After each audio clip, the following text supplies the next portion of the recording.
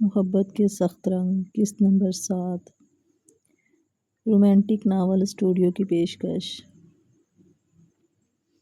Novel محبت کے سخت رنگ، تحریر اور آواز شہر بانو۔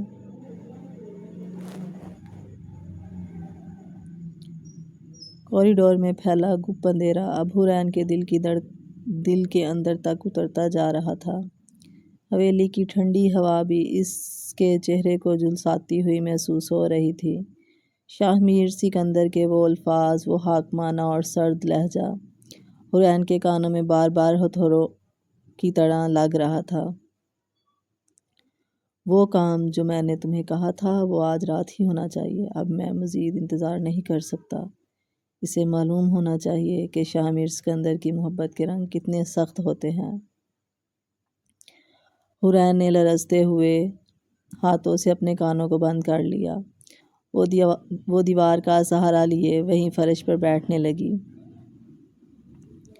اس کی آنکھوں سے گرم آنسو بہہ کر اس کے پیلے پڑتے گالوں کو بھگو رہے تھے۔ وہ یہ سوچ کر ہی اندر سے ٹوٹ رہی تھی کہ شاہ میر آخر کون سا ایسا قدم اٹھانے جا رہا تھا۔ کیا وہ واقعی رانیہ سے منگنی کر کے حورین کو ہمیشہ کے لیے اس حویلی میں ایک نوکرانی کی حیثیت دینے والا تھا، یا اس کے ذہن میں کوئی ایسا کھیل چل رہا تھا جس کا انجام صرف خود حورین کی بربادی تھا؟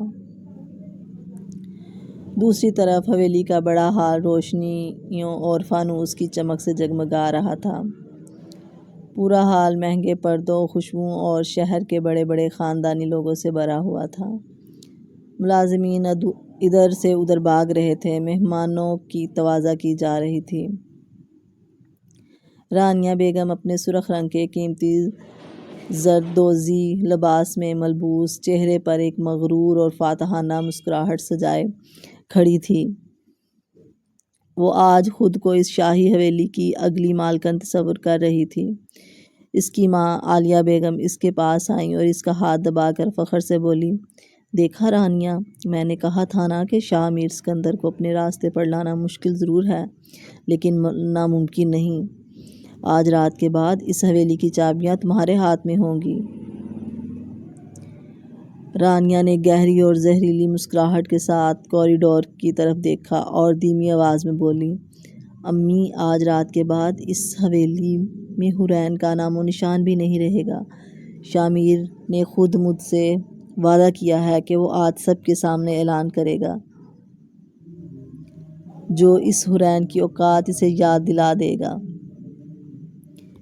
اسے اس حویلی کے پچھلے کوارٹر میں سسکتے ہوئے دیکھنا چاہتی ہوں۔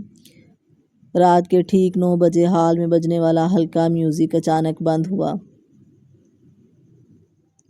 پورے ہال میں ایک پراسرار خاموشی چھا گئی۔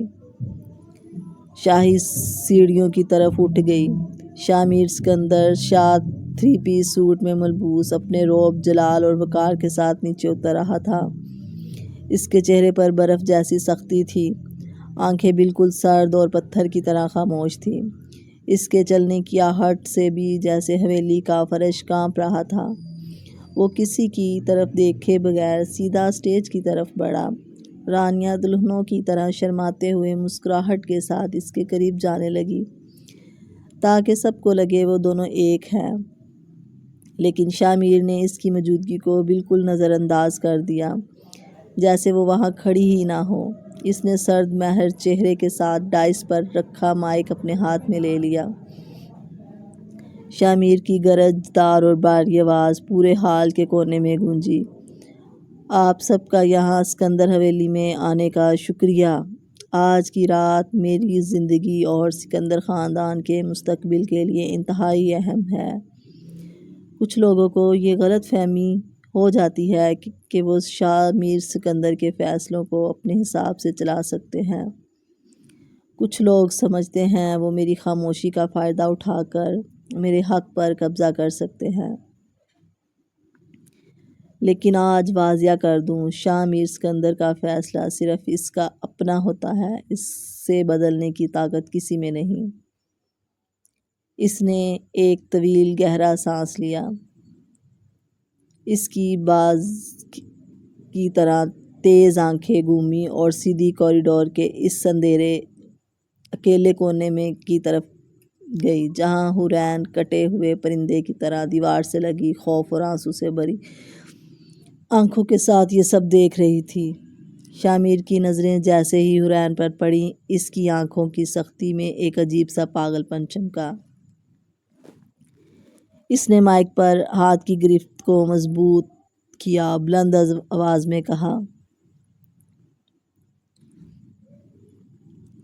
آج رات میں جس لڑکی کو اپنے نام کی انگوٹھی پہنانے جا رہا ہوں، جس لڑکی کو میں اسکندر حویلی کی واحد اور قانونی مالکن بنانے کا اعلان کر رہا ہوں، وہ رانیہ ہے۔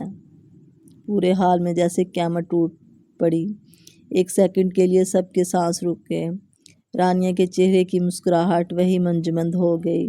اس کے چہرے سے خون غائب ہو گیا۔ عالیہ بیگم کی آنکھیں مارے صدمے کے پھٹی کی پھٹی رہ گئی۔ مہمانوں میں کانا پھوسی شروع ہو گئی۔ شامیر نے اپنا دایاں ہاتھ اٹھایا اور اس کا رخ سیدھا کوریڈور کے اس اندھیرے کونے کی طرف کر دیا جہاں حورین کا دل اس کے سینے سے باہر آنے کو تھا۔ شامیر نے حاکمانہ اور اٹل لہجے میں کہا، وہ لڑکی حورین ہے۔ آج رات میری منگنی صرف اور صرف حورین سے ہوگی اور وہی میری بیوی بنے گی۔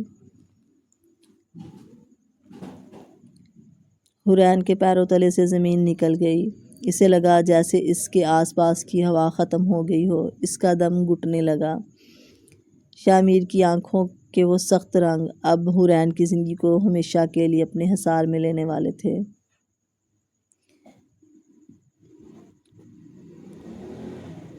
وہ محبت تھی یا کوئی بڑا انتقام؟ حورین اب شامیر اسکندر کی قید میں آ چکی تھی۔ شامیر کا یہ دھماکے دار اور خطرناک فیصلہ حورین کو کس مقتل میں لے جائے گا؟ رانیہ اور اس کی ماں اس خوفناک ذلت کا بدلہ حورین سے کیسے لیں گی؟ اور کیا حورین شامیر کی اس زبردستی اور محبت اور سخت رنگوں کو برداشت کر پائے گی؟ جاننے کے لیے دیکھیں اگر آپ کو ہماری کہانی پسند آ رہی ہے تو ویڈیو کو لائک کریں، اپنے دوستوں کے ساتھ شیئر کریں، رومانٹک ناول اسٹوڈیو کو سبسکرائب کرنا مت بھولیں۔ اپنے خیالات کا اظہار کمنٹس میں لازمی کریں۔ اللہ حافظ۔